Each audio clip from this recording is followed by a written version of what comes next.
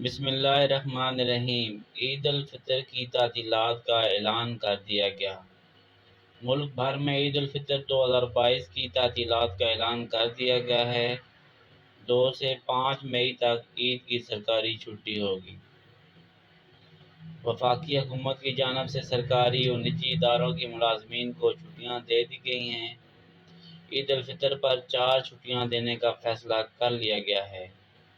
وزارت داخلہ نے عید الفطر کی چھٹیوں کا نوٹیفیکیشن جاری کر دیا ہے۔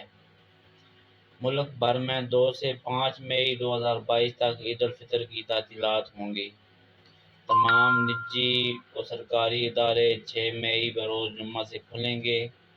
خیال ہے کہ 1 مئی کو بھی اتوار کے باعث ملک کے تمام سرکاری و نجی دفاتر اور تعلیمی ادارے بند رہیں گے۔